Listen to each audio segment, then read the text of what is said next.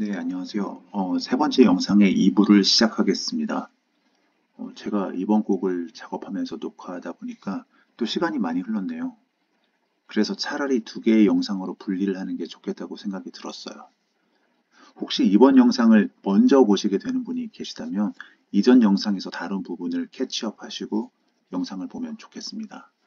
그러면 바로 가사 쓰기를 들어가도록 하겠습니다.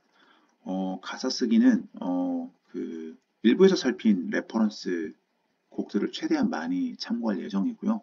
그리고 마인드 매핑에서 작사에 대한 방향성들이 들어있잖아요. 그걸 당연히 많이 활용을 해야겠죠.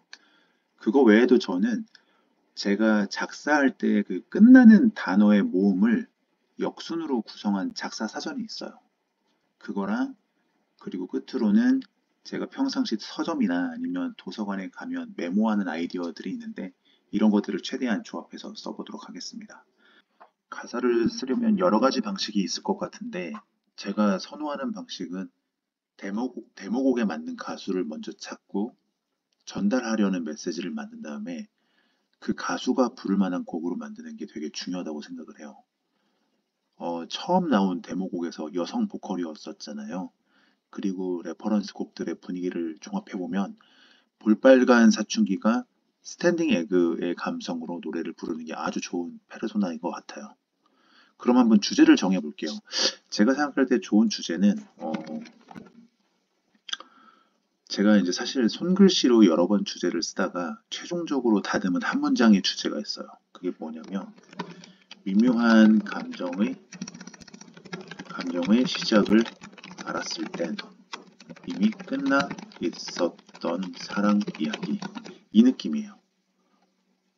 되게 슬프죠. 슬픈 주제인데 이거를 단순히 슬픔으로만 끌지 않고 헤어진 뒤에 사랑을 깨달았다. 그래서 뭐 모든 헤어짐이 다 슬픈 건 아니잖아요. 그리고 시간이 흐르고 성숙한 뒤에 그때 추억을 회상하면서 떠올릴 수 있는 그런 이야기인 셈이죠. 그러면 각 파트별로 어떻게 스토리를 짜 나갈지 이 스토리의 뼈대를 한번 만들어 볼게요. 일단은 벌스 1에서는 이런 얘기가 그러니까 사소한 일상, 스며드는 마음, 사랑의 전조, 징조 같은 거죠. 이거를 좀 표현하는 게 좋을 것 같고요. 그 다음에 프리코러스나 코러스 이쪽에서는 일관성 있게 필요할 것 같은데 과거를 회상하면서 매일 곁에 있어서 몰랐던 그런 특별함에 대한 얘기 이런 게 좋을 것 같아요. 그리고 2절은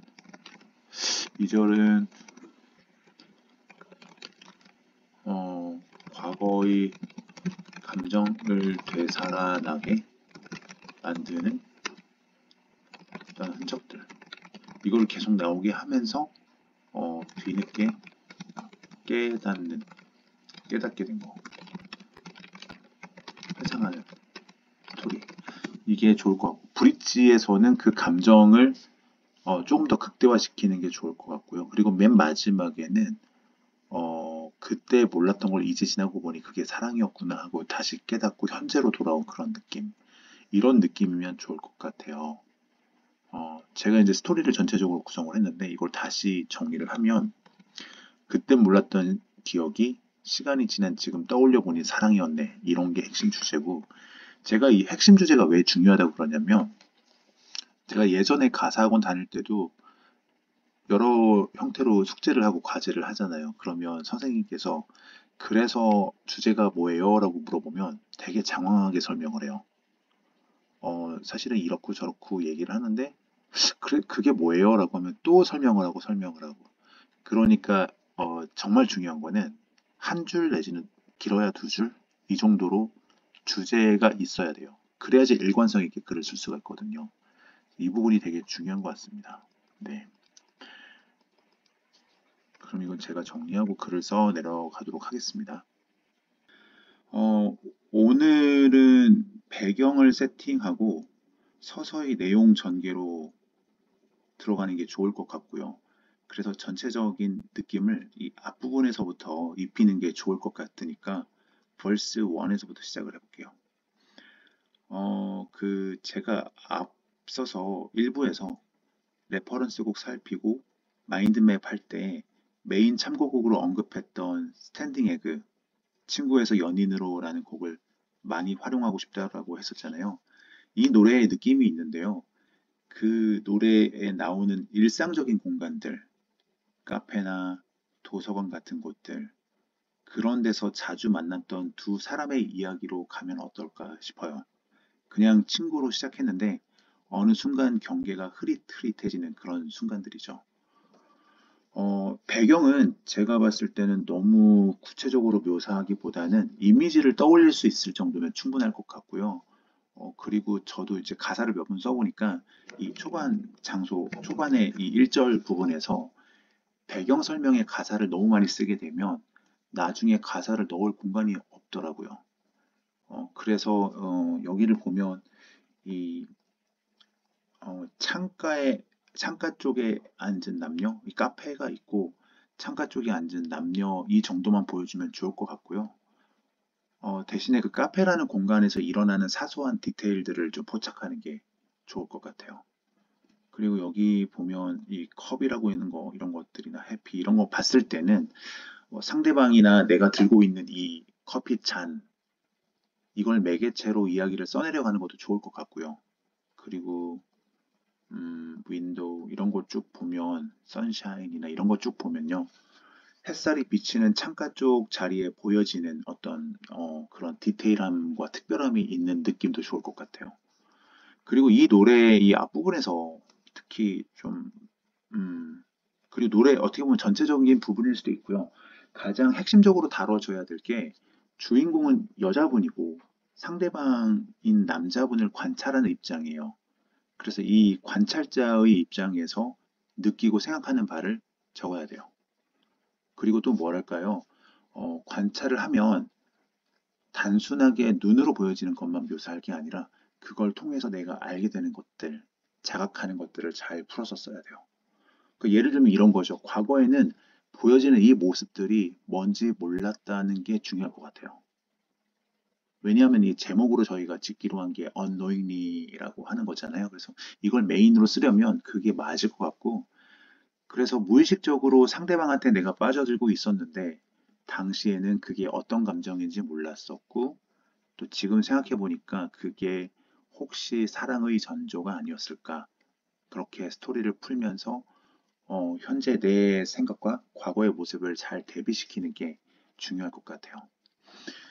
그래서 초반에는 뭐 주인공이 느꼈던 무심했던 과거의 순간들을 보여주는 게 좋을 것 같고요. 뭐 우리는 늘 특별한 거 없이 그냥 그렇게 만났지 하는 그런 루틴들 있잖아요. 그런 게 좋을 것 같아요.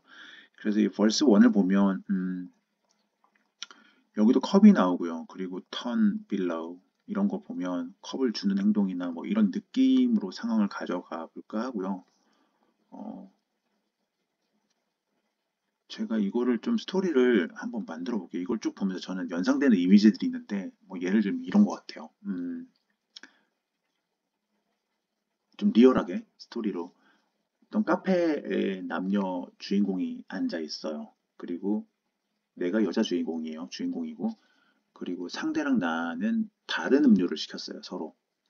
그리고 주인공인 나는 커피를 시켰고, 상대방은 뭐가 좋을까요? 청량감이 있는 그런 에이드, 청포도 에이드 같은 거를 시켰다고 가정을 할게요. 그러면 주인공이 너무 자연스럽게 아무 생각 없이 너 그거 맛있니? 하면서 빼앗아 먹을 수 있죠. 조금씩 맛보고 또 빠지는 소위 한 입만 줘. 이런 분들이 꽤 있잖아요. 그런 상황을 가정해야 하는 게 왜냐하면 이 둘은 남사친, 여사친이에요. 아주 가까운 사이라서 음료도 나눠 먹을 수 있는 사이고요. 편하게 지내는 사이거든요. 이게 왜 중요하냐면, 아주 친한 친구 같은 사이라는 거를 이걸 초반에 보여줌으로써 무심코 했던 행동들이 다 흘러가는 감정이 아니라는 거를 이야기해야 하니까 중요한 설정이라고 생각을 해요. 그래서 이 한 입만이라고 해서 이렇게 뺏어 먹는 행동이 어떻게 보면 매우 친밀한 행동이잖아요. 근데 주인공도 상대도 그 감정이 뭔지 몰랐던 거예요. 그냥 우리 원래 이렇게 편한 사이니까 하고 넘어가는 거죠. 그래서 이거를 실제 가사 쓸 수 있을 정도로 제가 좀 정리를 해보면 주인공하고 상대방은 되게 편한 사이였어요. 그리고 카페 가면 자연스럽게 서로 음료도 나눠 먹고 니 거 내 거 구분 안 하는 그런 친구죠. 근데 이 한 입만 했던 그 내가 너의 잔에 입김을 먼저 불어줬던 그 순간이라고 어떻게 보면 과거를 매우 시적으로 그리고 아름답게 미화시키는 거예요. 한 입만 하고 뺏어 먹는 그 행동으로 그친 게 아니고요. 그래서 지금 생각해보니까 이미 나는 너한테 그런 시그널을 준 거였는데 그땐 나도 너도 그걸 몰랐어 라는 그런 회상조가 어떨까. 네.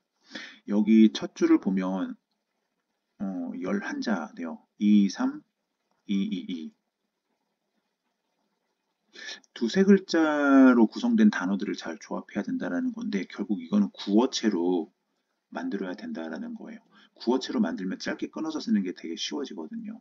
그래서 예를 들면 나는 한 입만 하고 너의 컵에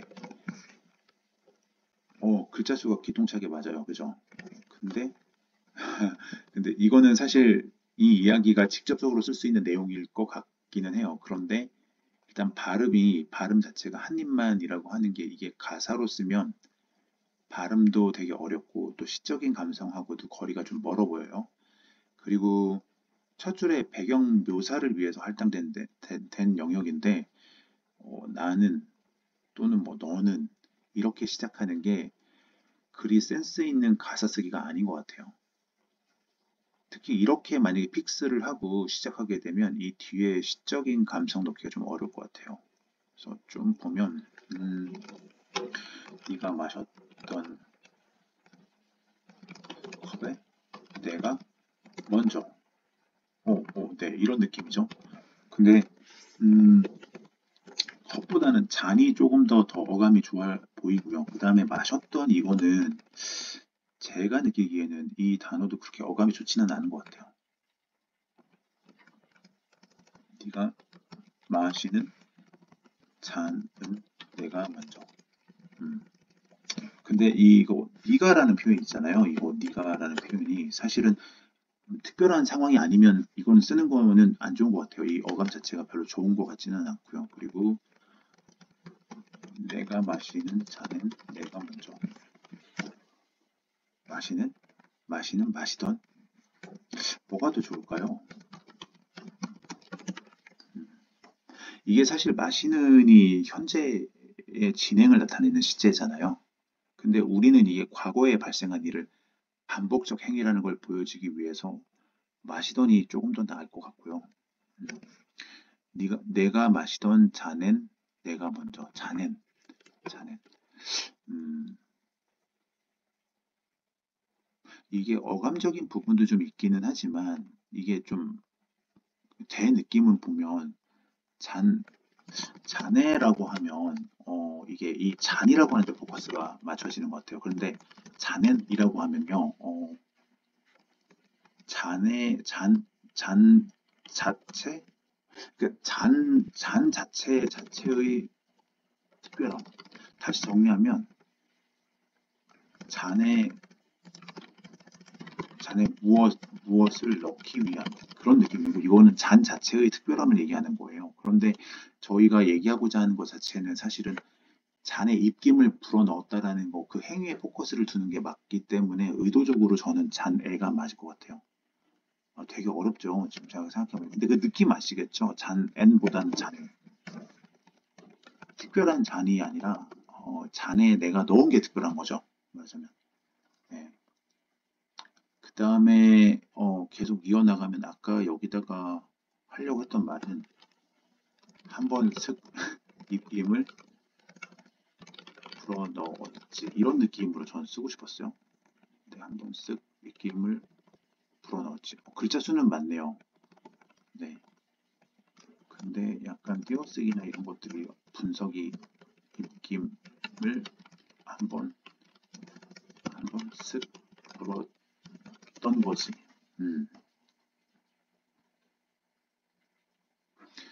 네, 이것도 좀 안 맞긴 한데 그래도 근데 이 쓱이라는 표현이 사실은 이게 이 서정적인 느낌보다는 입김을 남겼다라는 표현이 좀 좋을 것 같아요. 입김을 먼저 불어 넣었었지. 입김을 먼저 불어 넣었었지. 입김을 남겼던 걸 몰랐었지. 이것도 좋은 거네요. 이것도 괜찮은데 어절 분석도 괜찮아요. 그런데 이게 약간 그런 느낌, 입김을 남겼던 걸 몰랐었지. 뭐만 했었지. 입김을 남긴 걸 난 몰랐지. 몰랐더라 이런 느낌도 괜찮을 것 같아. 그러니까 이게 뭐냐면 내가 입을 댔던 그 입김이 들어간 잔을 네가 마시고 있는 그 음료수 이게 그냥 한 입만 하고 먹은 게 아니라 사실은 내 입김을 남긴 거예요. 근데 지금 생각해보면 이 둘이 지금 진전이 있죠. 지금은 과거에 비해서 많이 진전이 있는데 지금은 입맞춤조차 떨리는데 그때 너무 아무렇지 않게 입을 댔던 부분을 그거에 대해 지금 얘기를 하는 거예요. 그래서 무의식 중에 내가 상대에게 준 애정을 모르고 있는 그거를 상대방을 관찰하는 거예요. 네, 그게 좀 좋은 것 같아요. 네가 마셨던 잔에 내가 남긴 입김, 그것조차 난 모르고 있었어. 이런 느낌인 거죠. 네. 이게 좀 내용이 전달이 되고 있는지 잘 모르겠습니다. 저는 전달이 되거든요. 저 스스로는. 네. 입김을 남긴 걸 난 몰랐더라. 음. 그러면 어쨌든 이 톤을 유지하면서 다음 것까지 좀 가볼게요. 그러면 다음 줄로 가서 계속 이런 톤으로 한번 가보려고 합니다. 여기 다음 줄을 보면 좀 힌트로 삼을 것들을 찾아볼게요. 예를 들면 윈도우나 그 다음에 앉는 거 sitting 그 다음에 sunshine 햇살 그리고 your soul 이런 것들이 좀 되게 좋은 키워드들이 나와 있어요. 그러니까 창가와 햇살 주인공하고 썸남이 창가에 앉아 있는데 햇빛이 내가 있는 쪽보다 상대가 있는 쪽으로 더 들어와서 상대를 더욱 빛나게 해주는 그런 느낌을 한번 살려볼게요. 근데 여기서 좀 생각해 볼 상황이 뭐냐면 보통 친구랑 카페를 가면 여기 앉을래? 하고 보통 아무 데나 앉잖아요. 여기 처음에 살펴본 이 두 줄하고 똑같이 여기서도 무심함이 있어요. 무심함이 계속 여기로 들어가는 거예요. 이 무심함 속에 그런 친밀감이라는 그런 내용으로 일관성 있게 쓰려고 하거든요. 그래서 이 주인공이 지금 과거를 회상하면서 우리는 늘 창가에 앉았어. 그런데 이게 역광으로 빛나는 상대의 얼굴이라든지 아니면 햇살을 받아서 밝게 웃는 모습이라든지 그게 자꾸 눈에 들어오는 거죠. 이게 친구로서가 아니라 좀 다른 의미로 들어오는 거죠. 그리고 햇빛이 상대방 쪽으로 왔다는 걸 이 주인공이 기억을 하고 있어요. 그때 그런 모습을. 근데 이게 왜 의미가 있냐면 주인공이 그때 그 과거의 작은 사소한 이미지를 기억하고 있다는 거예요. 왜냐하면 계속 상대를 보고 있었으니까 그런 거죠. 그 아무렇지 않은 되게 썸남 썸녀처럼 이렇게 지냈던 아니죠. 사실 썸남 썸녀도 아니죠. 친구처럼 지내고 있었던 사이였는데 계속 상대를 지켜보고 있었으니까 지금에도 이걸 기억하는 거거든요. 그러니까 그런 상황을 좀 예상을 하고 이미지를 그려보면서 한번 좀 보면 좋을 것 같아요. 우리는 우린 우리 자리는 항상 창가였지.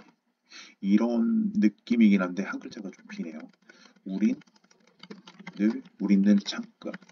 자리가 창가였지. 이것도 한 자리가 비어요. 우리 자리는 늘 창가였지. 이 느낌이 좋은데 이것도 좀 비네요. 자리가. 우린 늘 창가 자리 저였지. 글자 수만 좀 비슷한데 우린 늘 창가 앉았었지. 네. 이 앉았었지 이 부분이 윈도우이지 이거랑 상당히 어감이 비슷해요. 네. 그 다음에 그 늘 카페 같은 곳에 앉아 있었죠. 창가에 앉아 있었는데 내가 특별히 그 자리를 고집한 건 아니에요. 그런데 왜 그런지 모르지만 늘 거기에 앉게 된 거죠. 그런데 햇빛이 상대방 쪽으로 쏟아졌던 기억이 나는 거예요. 그 상대방은 남자 주인공이죠. 그게 눈이 부시다고 손으로 가렸는데 주인공은 나는 그 빛 속에 상대의 모습을 계속 보고 있었던 거죠. 그때는 몰랐지만 지금 생각해보면 그때가 너무 좋은 기억인 거예요. 그래서 결국 내 시선이 향하는 곳이 어떤 무의식적인 관심이었던 거예요. 내가 당시에는 몰랐는데 친밀함과 이런 애정의 증거로 삼는 일상의 관찰력을 기반으로 이렇게 써내려가는 거예요. 그 햇살은 항상 너의 모습들을 비춰놨는데 그리고 나는 그걸 과거 진행형이 돼서 그걸 묘사하는 그런 거죠. 네. 어, 여기 보면 sunshine, 햇살이 널 항상 비췄었어. 우린 늘 창가 쪽에 앉았었지. 햇살이 널 항상 비췄었어. 너무 이거는 일반적인 것 같아요. 햇살이 널 항상 비췄었어. 이것도 좋긴 한데 주인공도 햇빛을 받았을 거예요. 근데 여기서 좀 제가 말하고자 하는 거는 굳이 상대방이 햇살을 다 가져간 듯한 그런 얄미운 느낌과 함께 햇살의 비침이 다 그리로 가버렸다는 그런 표현이 되게 좋을 것 같아요. 햇살, 햇살, 햇살, 항상 너의 마음을 찾았었어. 햇살이 항상 너의 모습을 비췄었어. 햇살이 너의 항상 비춰. 좋은 것 같아요. 햇살은 늘 내 쪽으로 기울었어. 햇살은 늘 내 쪽으로 기울었어. 내 쪽으로만 기울었어. 음. 글자 수가 이건 넣으면 맞을 것 같아요. 아까 동그라미 쳤던 거에서 다 앞에서. 그러니까 이런 느낌으로 제가 좀 얘기를 쓰고 싶었는데 왜냐하면 햇살이 상대방을 따라가는 듯한 그런 얄미움. 왜 햇살은 나를 외면하고 너한테만? 약간 이런 느낌이 있잖아요. 이게 사실 과학적으로는 말이 안 되지만 그런 상대방이 햇살을 모두 독차지해서 그런 모습까지도 너무 친밀하게 느껴지고 애정한다라는 그런 관찰력으로 이걸 쓰고 싶은 거예요. 네, 1절을 이렇게 해서 일단 정리를 해보고요. 2절에서는 약간의 전환이 좀 필요할 것 같아요. 이거를 같은 내용으로 계속 끌고 가면 처음에 무심결에 생겼던 감정이 나중에 연애의 감정으로 갔다 이렇게 계속 또 끌어가면 이건 좀 지루해지거든요. 그래서 2절의 내용은 아까 1절에서 다룬 마냥 설레고 즐겁고 한 시간이 좀 지난 시점이에요. 그래서 아마도 아마 그 친구와 거리를 조금 두면서 발생하는 그런 시점을 얘기하면 어떨까 싶고요. 그럼 이렇게 보면 될 것 같아요. 어떤 자연스럽게 안 보게 됐을 수도 있고 아니면 주인공이 의도적으로 이러면 안 돼라고 하면서 좀 피한 걸 수도 있어요. 그 남녀 관계라는 게 뭐랄까요? 위기라고 하기엔 좀 그렇고 권태기라고 하기도 좀 안 맞는 건데 밀당 같은 거 하다 보면 좀 그런 시기가 오잖아요. 그래서 이 주인공이 상대에 대한 거리를 조금 두려고 하는 시점이 온 거예요. 우린 그냥 친구잖아요 하면서 괜히 더 감정을 많이 느끼면 친구를 잃어버릴 것 같은 그런 감정도 들고요. 그래서 의도적으로 아마 좀 연락을 좀 덜 했던 것 같고요. 카페 가자는 말도 좀 덜 하고 안 하기 시작했고 또 상대한테 온 메시지도 바로바로 답장을 안 하고 이런 거를 좀 이제 그런 거죠. 은어 같은 걸로 보면 껌딱지를 떼어낸다는 표현이 있잖아요. 근데 그 껌딱지를 떼어낸다는 표현을 그대로 쓰면 식상하니까 음, 제가 아까 빨래 건조기를 좀 돌리고 왔는데 갑자기 그 생각이 들었어요. 이 빨래도 사실은 끝내고 나면 건조기를 돌리지 않고 빨랫줄에 넣을 때 뭔가를 하잖아요. 제가 건조기를 돌릴 때도 있는데 전기세가 많이 나와서 보통 안 돌리거든요, 요즘은요. 근데 보면 이거를 빨랫줄에 넣을 때 빨래 물을 털어내면서 빳빳하게 다듬는 작업을 하잖아요. 이게 팡팡 치잖아요. 예. 근데 사실 이게 나쁜 행위는 아니에요. 빨래를 하고 나면 빨랫줄에 널어야 되잖아요, 당연히.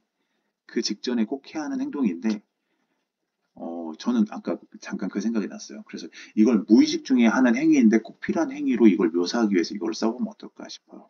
그래서 이 빨래에서 물기를 털어내는 게 껌딱지 떨어뜨리는 그런 느낌, 그리고 상대한테 떨어뜨리는 느낌, 그런 거를 표현하면 어떨까라는 건데. 근데 이제 이런 것 같아요. 빨래를 털어내는데 물을 털어내는 게 목표기는 해요. 빨래를 터는 게. 근데 이걸 완전히 성공해버리면 이 노래에서는 스토리 전개가 이상하게 될 것 같아요. 그래서 어느 정도 적당히 실패를 해야 돼요. 그 실패도 아주 큰 실패면 안 되고 납득이 가는 수준의 실패를 해야 되거든요. 그래서 어, 아무리 떨쳐내려고 해도 이미 내 안에 깊숙하게 박혀서 안 떼내지는 거예요. 그래서 음, 이거를 약간 빨래 털듯이 빨래 털듯 너를 털어내도 빨래 털듯 발음 안 좋아요. 빨래처럼 너를 털어내도 그 다음에 좀 쉬었던 것 같아요. 여기 음악이 그 다음에 이거를 다시 이런 거죠. 이게 아무리 떼어내려고 해도 안 떼어지는 건데 이거를 마치 실핏줄처럼 이게 내 안에 깊숙이 박혀 있는 그런 것 같아요. 그러니까 이게 아주 세게 아니면 아주 굵게 아주 크게 박힌 거는 아닌데 가늘지만 깊숙하게 박힌 거죠. 눈에 보이지 않는 곳까지 마치 혈관처럼 온몸에 퍼져 있는 듯한. 그래서 아침에 일어나도 네 생각이고 밥 먹어도 네 생각이에요. 빨래처럼 털어내도요. 음. 털어낼수록 이게 좀 더 선명해지는 거죠. 그래서 이 상황을 좀 설명하기 위해서 저는 서든리 하면서 이게 약간 어감적으로 실핏줄처럼 이게 참 아까 할 때 서든리가 아니라 써 이렇게 하기 위해서 이게 이렇게 돼야 할 것 같아요.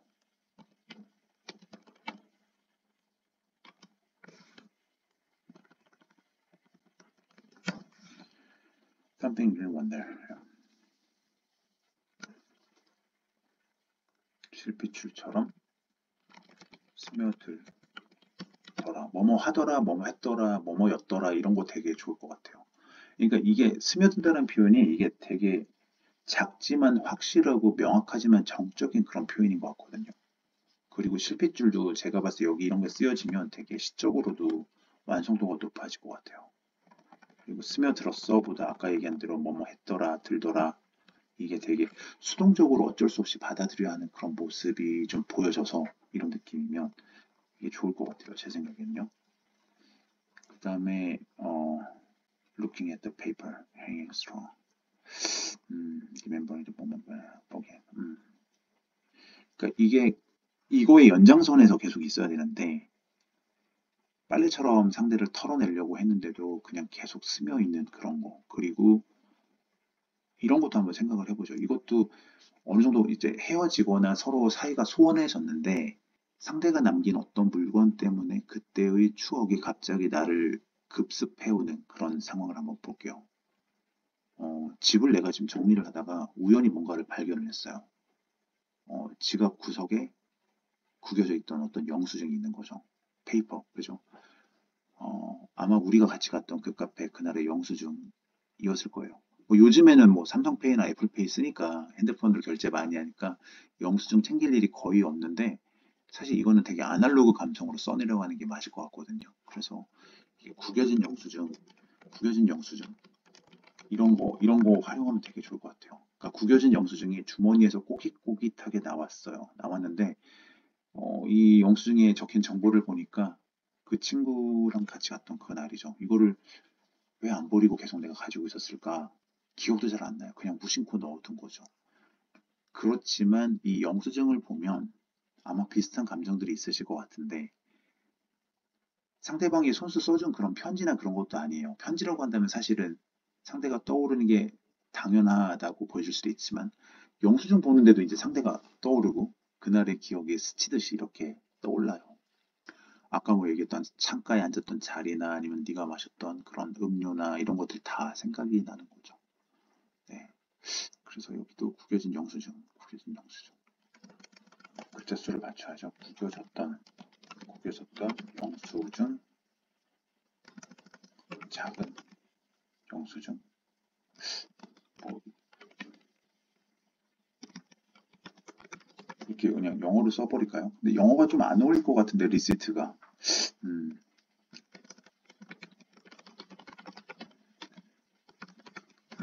네, 일단 부르던 작은 영수증 한 장. 이게 근데 워딩이 좀 많은 것 같은데. Looking at the paper, hanging strong. 아, 여기가 strong 하면서 약간 이렇게 꺾는 부분이었던 것 같은데. 일단 이렇게 넣어보고 볼게요. 글자 수는 이렇게 맞으니까. remembering. 이게 이제 그 상대를 잊으려고 했지만 못 잊었다.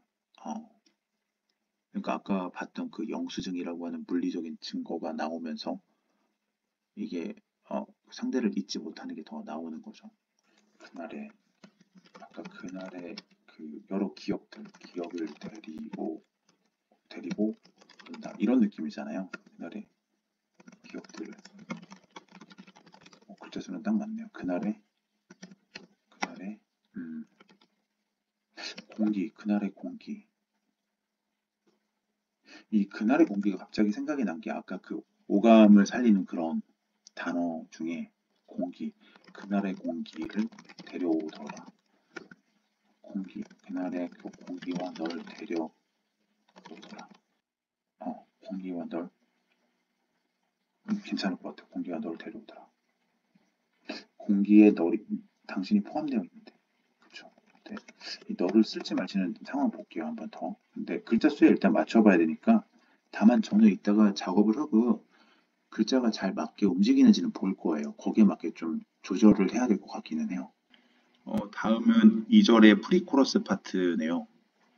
여기 얘기는 아까 얘기한 그 영수증 이거 발견한 거 이후부터 좀 자연스럽게 이야기를 끌어가 봐야 될 것 같아요. 한 번 더 좀 상상을 해볼게요. 영수증을 손에 쥐고 한참 동안 멍하게 서 있어요. 그리고 그날의 기억들이 마치 파노라마처럼 지나가는 그런 상황인데 그러다가 문득 뭔가가 떠올라요. 이 곡의 주인공이 그때 그 만났던 사람은 되게 말을 신중하게 하는 사람이었어요. 그러니까 말을 갑자기 툭 던지는 그런 스타일이거나 아니면 유머러스한 그런 스타일이 아니라 뭔가를 좀 깊게 생각하고 또 조심스럽게 단어도 선택하고 그리고 카페에서 메뉴 고를 때도 그랬고 주인공한테 뭔가 물어볼 때도 그랬어요. 뭐 이거 어떻게 생각해? 이런 식으로요. 되게 조심스럽게 천천히. 근데 그때는 원래 말이 느린 애구나 정도로만 생각을 했는데 지금 주인공이 생각해보니까 그 상대방 남자분의 문장의 끝에는 어떤 패턴이라는 게 있었던 거죠. 그래서 예를 들면 이런 거죠. 그렇지 아니면 뭐뭐인 것 같은데 같이 이렇게 항상 물음표로 끝나는 확신하지 않고 주인공한테 동의를 구하는 그런 말투. 예를 들면요. 그리고 그거를 물어보고 난 다음에 나의 대답을 기다리는 그 짧은 침묵. 또 내가 뭐라고 말할지 궁금해하는 그런 눈빛을 보이는 거죠. 그게 이제 매번 반복되는 상황이었었고, 그래서 이게 매번 반복이 되면 그 사람이 어떤 말을 시작하면 그 끝을 예상할 수 있을 정도로 반복적인 그런 말투를 가진 남자였던 거예요. 그 상대방 남자가. 그 저도 개인적으로는 제가 과거에 연애를 할 때 그런 얘기를 들었던 적이 있어요. 제가 말이 적은 편은 아니에요. 근데 저도 말에 특징이 있었거든요. 아마 그런 이야기 들어본 분 많을 것 같아요.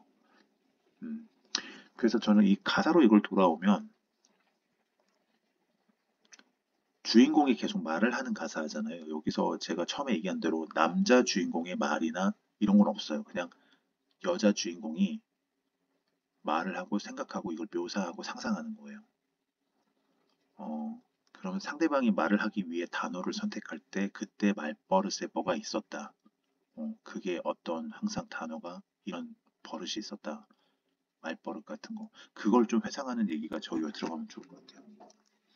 영어 가사를 보면 너가 했었던 말투에 아니면 네가 너의 말투에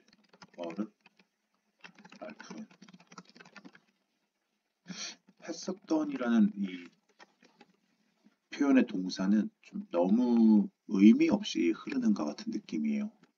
예, 별로 의미가 없는 단어 같아요. 여기서 이거는 좀 빼는 게 좋겠고, 너의 말버릇 말투에는 음, 이게 같은 뜻이죠. 사실 말버릇하고 말투가 이거를 굳이 이렇게 병렬식으로 붙여서 쓸 필요는 없어 보이고요. 그러면 뭐가 있을까요? 너의 내가 내가 골랐던 말투에 내가 골랐던 말투에는 음, 내가 고르던 말 이걸 현재 진행형으로 좀 아니 과거 진행형으로 표현해야 되니까 고르던 말투가 이게 좋거든. 내가 고르던 말투에 그 다음에 아까 어떤 특징이 계속 있어야 되는데 그게 비슷한 말버릇이 있었다 뭐 이런 거 있잖아요. 그래서 뭐 예를 들면 유사한 말버릇들이 있었지 이런 느낌. 네, 어, 동일한 말버릇. 근데 유사한이나 동일한이나 이런 단어는 좀 시적인 표현하고는 거리가 좀 있어 보이고 제가 봤을 때 좀 과장이 되더라도 늘 같은 말버릇이 있었지. 패턴들이 있었지. 음. 이 패턴이라고 하니까 패턴은 뭔가 이런 느낌이 있잖아요. 뭔가 화려하고 액티브한 것 같은 느낌이에요. 그런데 이 노래가 되게 서정적인 그런 어떤 상황을 묘사하고 있는 거잖아요. 그래서 다른 단어를 쓰는 게 좋을 것 같은데, 음, 늘 같은 끝맺음. 그러니까 아까 그 상상한 상대방 남자분의 캐릭터가 신중하고 말이 좀 적은 편이라고 했잖아요. 그래서 말을 항상 이렇게 맺는 버릇인 거죠. 그러면 내가 고르던 말투에 늘 같은 끝맺음이 있었지. 좋아요. 우리 그 다음에 프리코러스 두 줄을 좀 더 써볼게요. 이게 좀 되게 어, 네가 고르던 말투에는 음, 이게 되게 익숙해지는 거에 대한 얘기를 좀 하는 것 같아요. 여기서도요. 그렇죠? 그러니까 상대방의 어느 순간부터 상대방의 말투나 상대의 패턴이나 습관들이 이 여자 주인공한테 너무 자연스러워진 거죠. 그래서 이 익숙하다라는 게 어떻게 보면 특별히 노력하지 않아도 의식하지 않아도 알게 되는 거니까 이 상황에서 이 전달하고자 한 메시지가 상대방을 익숙하게 알고 있어요. 네, 그래서 정확하게 언제였는지는 모르지만 상대의 말투가 귀에 익었고 어느 순간부터 상대가 할 말을 예상하게 되고 네, 그렇게 되는 거죠. 음, 그리고 everything 이것 때문에 제가 지금 계속 보고 있는데 영어 단어랑 이런 것들을 익숙함 익숙함이 나에게 익숙함의 나에게 아니면 익숙함이라는 게 이것도 괜찮을 것 같아요. 익숙함이라는 게 띄어쓰기는 좀 다르긴 하지만 이거는 제가 제 생각에 이거 꾸밈을 하나 넣어주는 게 더 나을 수도 있다는 생각이 들기도 해요. 왜냐하면 이게 나에게 너에게 이런 거 나 너가 이렇게 자주 들어가는 거는 별로 좋은 거 같진 않거든요. 익숙함이라는 게 어, I don't remember 언제부터였는지 도대체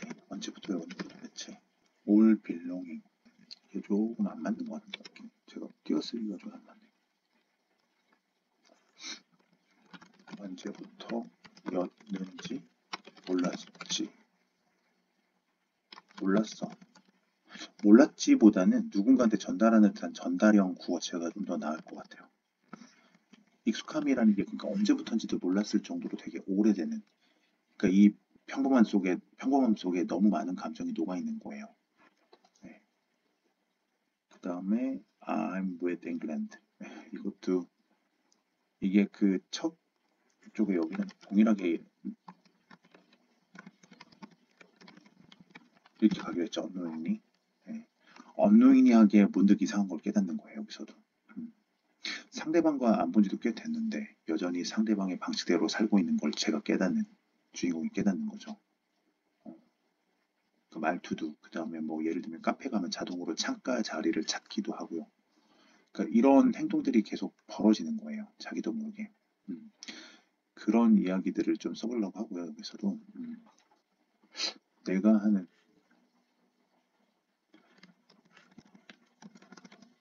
내가 하는 그 습관들,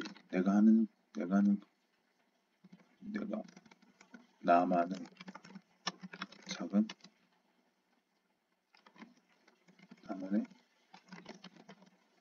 나만의 어떤 나만의 새로운 나만의 작은 행동들이, 나만의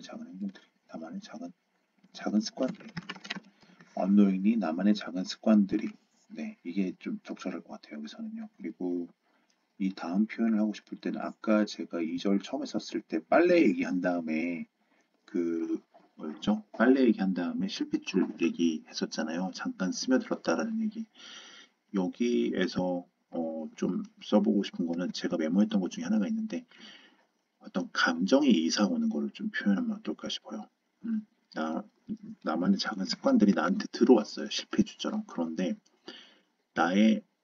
주인공인 나의 삶 속으로 이사가 온 거예요. 허락도 안 받고 노크도 하지 않고 그냥 조용히 자연스럽게 그 주인공의 일상의 구석구석에 짐을 풀어놓은 거죠. 그래서 이게 루틴화가 되고 또 걷는 습관에도 그렇고 이런 것들에 상대방의 흔적이 남아있는 거죠. 그래서 어, 이사 음,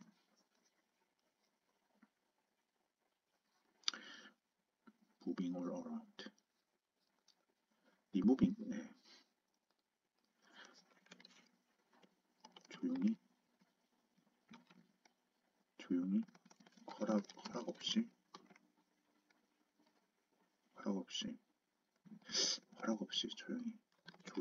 조용하게 뭐가 왔어 나에게. 말도 없이도 괜찮아. 말도 없이 나에게 이사가 왔었나 봐. 그럴 수가. 나에게 굳이 나에게라는 말 쓰지 않아도 됐고 나한테 말도 없이 이사를 와 버렸었나 봐. 글자 수가 딱 맞네요. 근데 이게 연음하고 이런 것들 때문에 영어로 연음이 빠르게 이어지니까 말도 없이 이사를, 여기까지는 괜찮은데 이 부분 뒷부분이죠. without a single wonder, 이 부분을 이걸 6자로 그렇게 표현을 할지 아니면 조금 줄여서 연음이나 꾸미음으로 처리하는 게 좋을지는 이거는 제가 가이드송 이따가 더 들어보고 판단을 좀 해볼게요. 네. 그러면 이 다음의 스토리들을 쭉 다시 봤는데 이 작은 습관들이 이사를 왔죠, 나한테. 그래서 나한테 박힌 거예요. 강하지는 않지만 은은하게 박힌 거예요. 그러니까 여기 뒷부분부터는 아까 빨래 털어내는데 다시 실핏줄처럼 다시 스며드는 거, 그런 것 같은 어쩔 수 없는 기억들을 유사한 이야기지만 좀 다른 표현을 써보는 게 좋을 것 같아요. 여기도 영어 가사를 보면 이 부분인 것 같아요. 그러니까 지우는 거잖아요. Try to get clear. 지우려고 하는데 또 치우려고 하는 건데 이게 지우려고 하면 할수록 그날들의 어떤 기억들이 네 기억이 더 또렷해지고 이 흔적들이 already happening 이런 느낌으로 좀 가면 어떨까. 네. 지우려고 해도 뚜렷해져. 지우려 할수록 또렷해.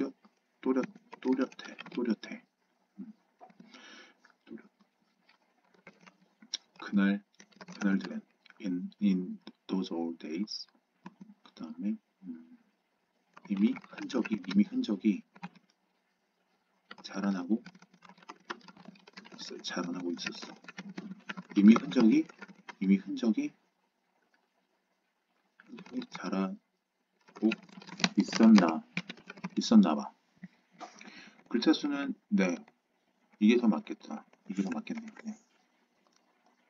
근데 뭐뭐 하봐, 뭐뭐인가 봐, 뭐뭐 하더라 이렇게 지금 계속 글을 끌어와서 이거는 좀 못 버리겠어요. 제가 이미 이 가사가 Maybe something good was already happening 이 부분인데 제가 노래를 또 이따 들어보면서 좀 더 볼게요. 혹시 이걸 넣는 게 괜찮은지.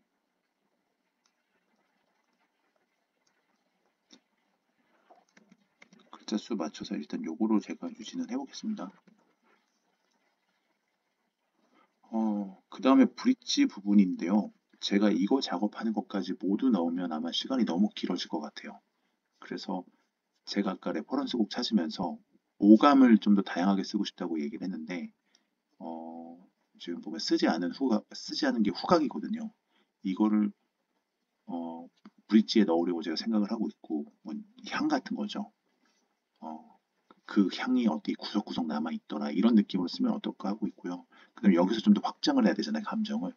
그 정도로만 제가 방향만 잡아놓고, 제가 이 정도로 라이브 작업, 작사 작업을 마무리하도록 하고, 제가 나머지는 마저 작업을 할게요. 제가 한 가지만 좀 첨언을 하면 이게 제가 말을 하면서 이걸 쓰니까 음절 따기는 괜찮았는데 가사 쓰는 것도 되게 힘든 것 같아요. 제가 이제 메모한 것도 좀 보고 이제 뭐라고 해야 될까요? 그 마인드 매핑한 거 이런 것도 좀 보면서 하는데 제가 이 설명을 하는 것도 되게 중요한데 저는 이 작사하면서 마인드 맵도 보고 아까 얘기한 대로 또 레퍼런스 곡도 보고 또 제가 가지고 있다라는 그 작사 사전 이거를 좀 광범위하게 열어놓고 그걸 보면서 실제 글로도 써보고 타이핑도 써보고 이러면서 가사를 만들어내는데 이게 말로 설명하면서 쓰니까 되게 난이도가 높아요. 그래서 제가 조금 더 집중을 하면서 앞에 쓴 가사들도 좀 다듬어 보고요. 그 다음에 나머지 가사들 완성해서 곡 전체 풀버전 영상이 다음번에 만들어 볼게요. 그럼 완성곡에서 또 만날게요.